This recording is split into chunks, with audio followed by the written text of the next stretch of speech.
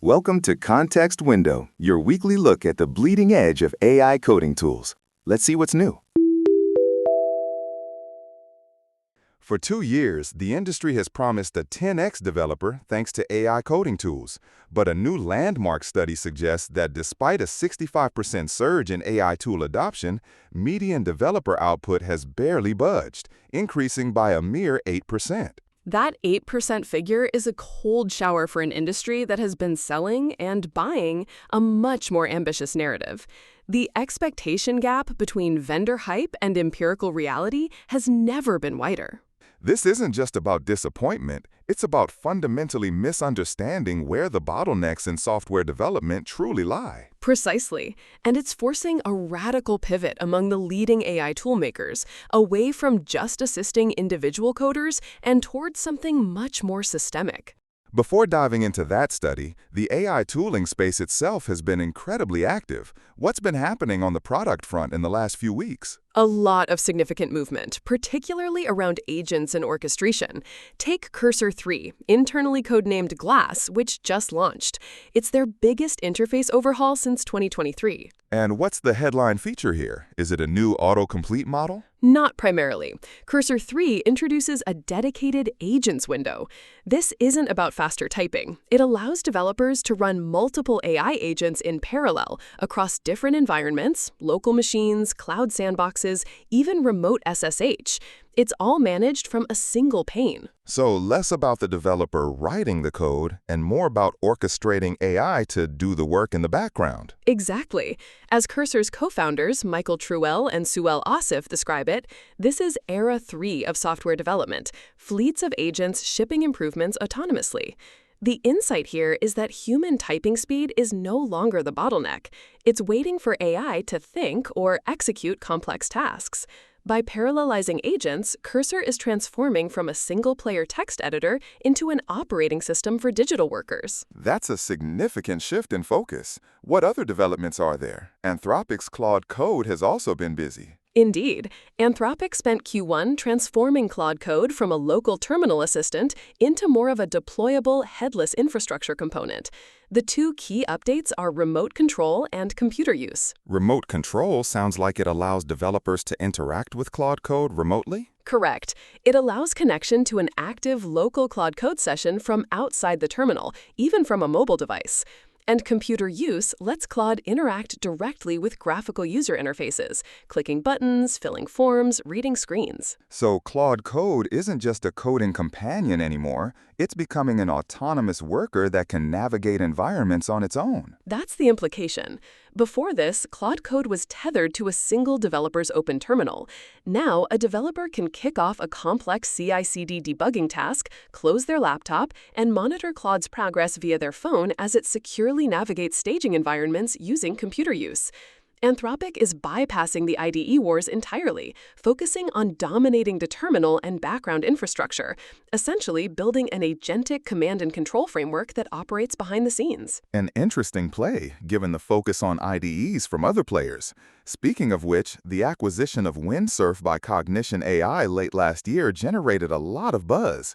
What's the post-acquisition story there? The integration of Windsurf, the agentic IDE, with Cognition AI's autonomous AI software engineer, Devin, is accelerating. Cognition is weaving Windsurf's development environment directly into Devin's autonomous capabilities. So Devin, which is designed to act as an autonomous engineer, now has a tightly integrated environment to operate within. Precisely. The combined stack creates a seamless toolchain where Devin operates as an autonomous contributor within the same environment human developers use. Cognition CEO Scott Wu frames this as accelerating the shift from manual bricklaying to high-level architectural system design. The key takeaway from this move is that the standalone IDE market is consolidating rapidly. If a coding tool doesn't have a dedicated autonomous reasoning engine that deeply indexes the entire codebase, it risks becoming a commoditized wrapper around an API. Those are some significant shifts. Now, the discussion turns to the data that's driving some of these strategic pivots. That 8% figure comes from a new study. Who conducted it and what was their methodology? The study comes from DX, Developer Experience, a leading research and analytics firm. It was led by CEO Abi Noda and researcher Brian Hauck, both heavyweights in developer productivity. Hauck, for instance, previously pioneered productivity research at Microsoft. And this wasn't just a small survey. It was a substantial piece of work, correct? Absolutely. This was a 16-month longitudinal study running from November 2024 to February 2026, analyzing data from over 400 engineering organizations. To ensure data integrity, DX filtered their network down to organizations with mature AI adoption, defined as over 75% monthly active usage of AI coding tools. They also excluded companies that had gone through major liquidity events or M&A that could skew productivity metrics. This is robust, empirical data. So what did this extensive study uncover? What are the core findings? The data reveals a stark paradox. First, surging adoption. AI tool usage increased by an average of 65% across the sample over those 16 months. Second, the modest output. Despite this massive adoption, the median pull request, or PR, throughput increased by just under 8%.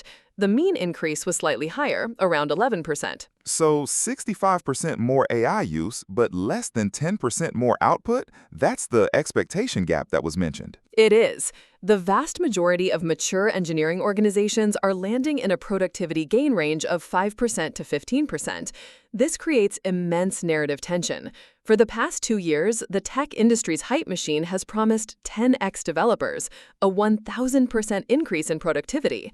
CEOs and board members have authorized massive budgets for enterprise AI licenses, expecting astronomical ROI. And now engineering leaders have to justify expensive multi-million-dollar AI tooling renewals to their C-suites with single-digit ROI data. That's the situation. As Abi Noda notes in the report, a 10 to 15% gain is a real gain, but well below what most leaders expect. It's a very different story from the 10x gains many executives have been hearing about. This 8% reality check is indeed a cold shower for an overheated industry. The core question then becomes, if AI is helping developers write code faster, where is all that reclaimed time actually going? Why isn't it translating into a proportional increase in output? That's the mystery of the missing time. To understand it, one has to challenge a fundamental assumption made by many non-technical executives, that software engineering is like a factory production line where typing speed directly equals output. But that's a flawed assumption in the first place, isn't it? It is.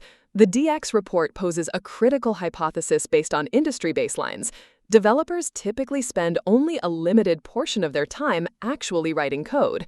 If a developer saves 50% of their time on that specific coding slice, the overall time savings across their entire workflow is relatively modest. So the efficiency gains in coding are real, but they're applied to a relatively small portion of a developer's total working time. Exactly. And the time developers do recoup is then distributed across their other activities. The issue is that the time saved on syntax generation is immediately swallowed by downstream bottlenecks that AI hasn't yet addressed. What are those downstream bottlenecks? One major one is code review and quality assurance. AI allows developers to generate massive blocks of code instantly. However, reviewing code takes significantly more cognitive effort than writing it.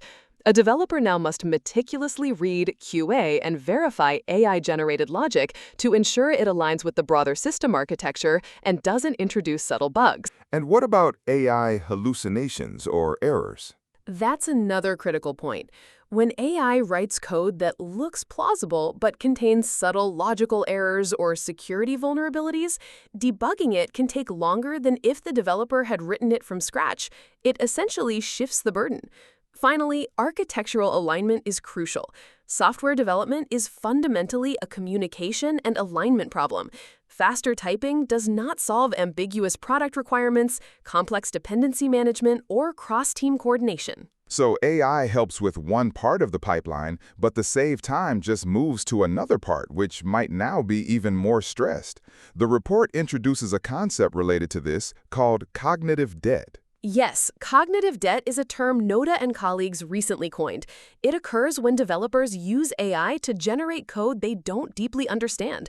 While it speeds up the initial commit, it shifts a massive burden onto the reviewer and creates long-term maintenance debt. So AI might actually be increasing the review burden by flooding the pipeline with high-volume, low-comprehension code.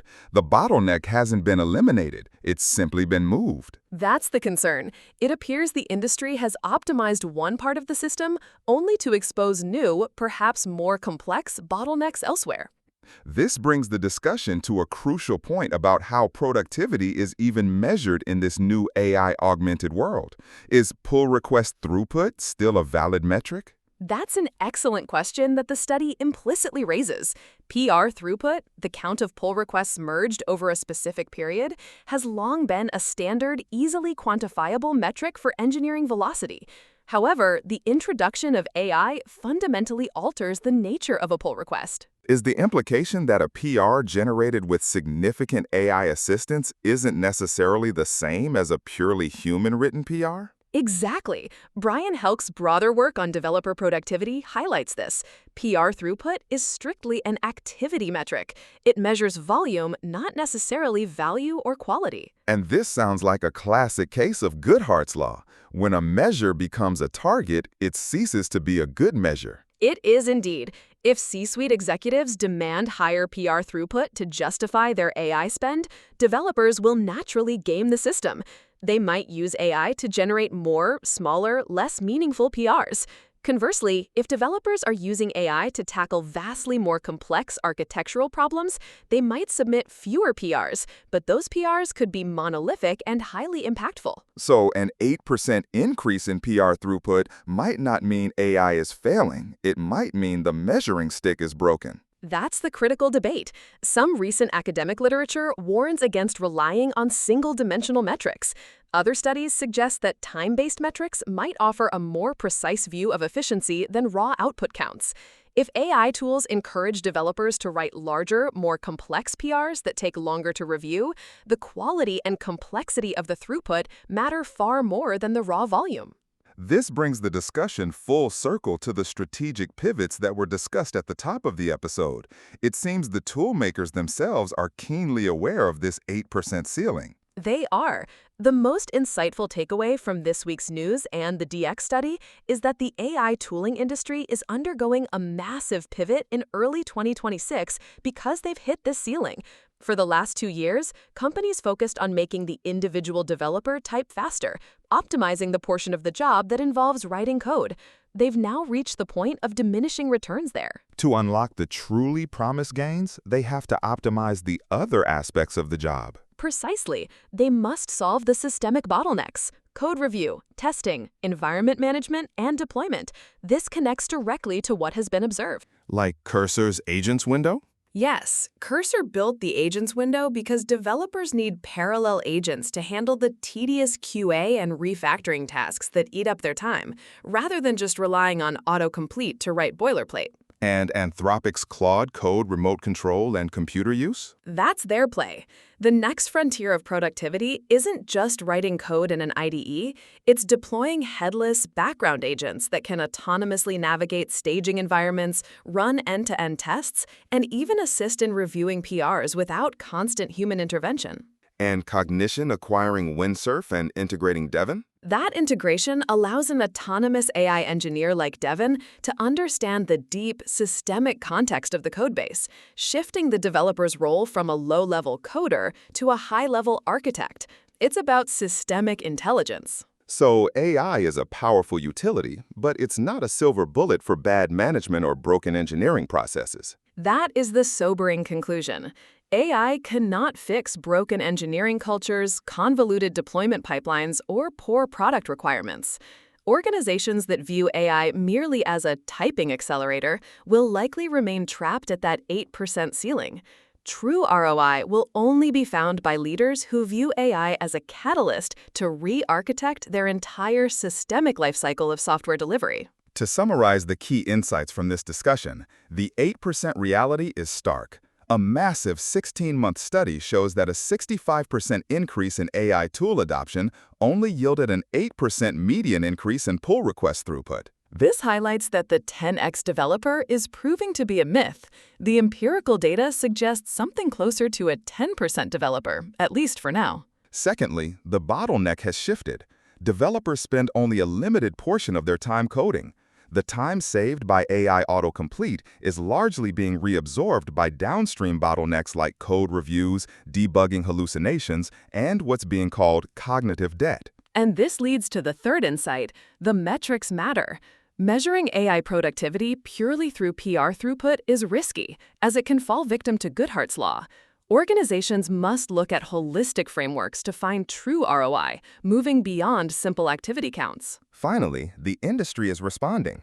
The leading AI tooling companies like Cursor, Anthropic, and Cognition/Windsurf are actively abandoning the autocomplete paradigm in favor of multi-agent orchestrators and systemic solutions. This pivot is a direct acknowledgement that to break through the 8% ceiling, the focus must shift from individual coding speed to optimizing the entire software delivery pipeline. So, the question for listeners is, are organizations ready to re-architect their entire software delivery lifecycle, or will they continue to chase incremental gains by just making developers type faster? And perhaps, how much longer can executives justify multi-million-dollar AI tooling investments if they're only seeing single-digit returns on the metrics they currently track?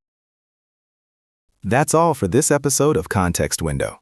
Join us next time for more on the AI tools shaping how we build software. If you're building with AI, subscribe. We cover what matters. Ship smarter, not harder.